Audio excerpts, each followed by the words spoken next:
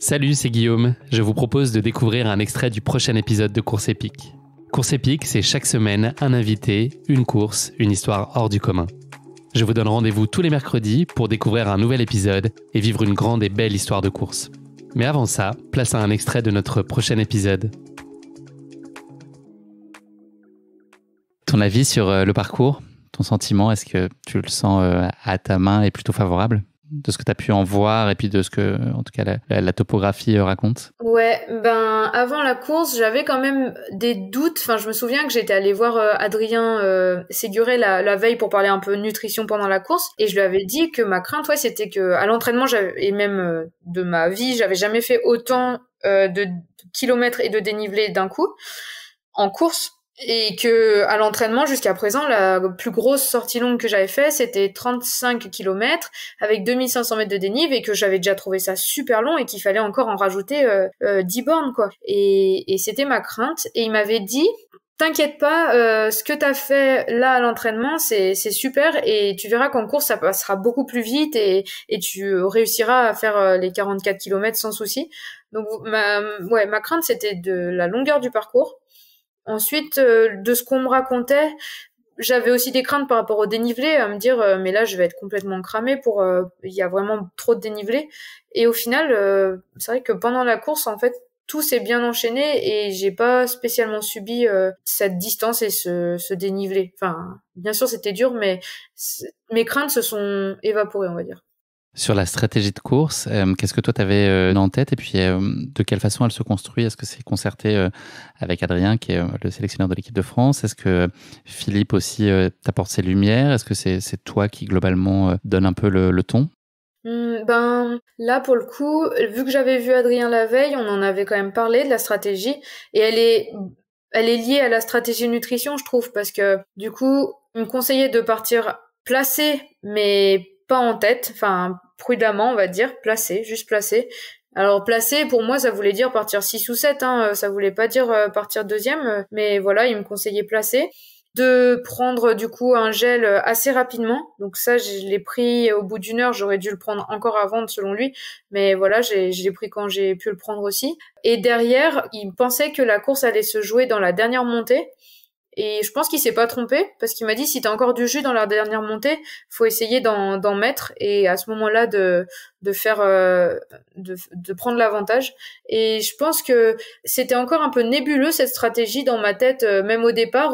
Je savais un petit peu les grandes lignes, et surtout je me focalisais sur à quels endroits je devais prendre le gel, mais au final, je l'avais sûrement conscientisé un minimum, parce que ça s'est déroulé comme comme Adrien me l'avait conseillé, c'est-à-dire voilà, partir placé et réussir à mettre tout ce que j'avais dans la dernière montée, même si avant fallait commencer quand même à bien accélérer le rythme. Donc finalement, j'avais pas l'impression de l'avoir tant conscientisé que ça, cette stratégie, mais je pense qu'elle était bien ancrée en moi quand même. Est-ce que tu portes un œil à la concurrence? Est-ce qu'il y a des athlètes en particulier que tu as suivis ou tu as observé avant? Ou est-ce que tu mets pas trop le nez là-dessus et le sujet c'est plutôt toi et ta gestion de course à toi? Ouais, non, là, en plus, je connaissais pas spécialement les athlètes. J'avais regardé la start list. Il y avait des noms que je connaissais, comme Emily Forsberg, forcément. Judith Wider, je la connaissais aussi de nom. Je savais qu'elle était forte. Mais après, franchement, je connaissais pas trop les noms. Vu que dernièrement, je faisais plus les courses en montagne. Là, j'étais pas spécialement alertée par les noms. Et pendant la course, j'essayais de voir. Il y avait les prénoms sur les dossards. Donc quand il y avait quelqu'un qui ressemblait à une fille qui me doublait ou que je doublais, j'essayais de lire son prénom sur le dossard. Mais sinon, je me suis quand même beaucoup focalisée sur moi et pas spécialement sur le reste. Ton objectif, c'est quoi? Est-ce qu'il est avant tout d'ordre individuel et tu te dis que plus tu performes, plus ça servira à l'équipe? Qu'est-ce que tu peux rêver comme course idéale? Est-ce que le titre, c'est quelque chose que tu envisages avec des convictions ou c'est un scénario rêvé? Non, quasi réaliste. franchement, le titre, je l'envisageais pas. Alors, j'ai eu une discussion le matin même de la course avec Blandine dans la chambre, je m'en souviens.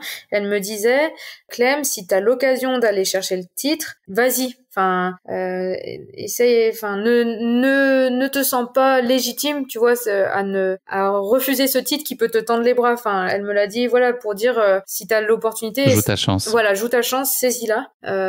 Bon, elle m'a dit ça, j'y croyais pas spécialement, franchement, je savais que j'étais en forme et tout ce que je voulais c'était faire une course pleine comme on dit, une course réussie, pas craquer, courir tant que je pouvais courir dans les montées, mais je restais vraiment concentrée sur mon effort et mon déroulé de course plutôt que sur la place. Après, bien sûr, pendant la course, il y a des choses qui se jouent dans la tête, mais en tout cas, en amont de la course, c'était faire une belle course, du mieux que je peux.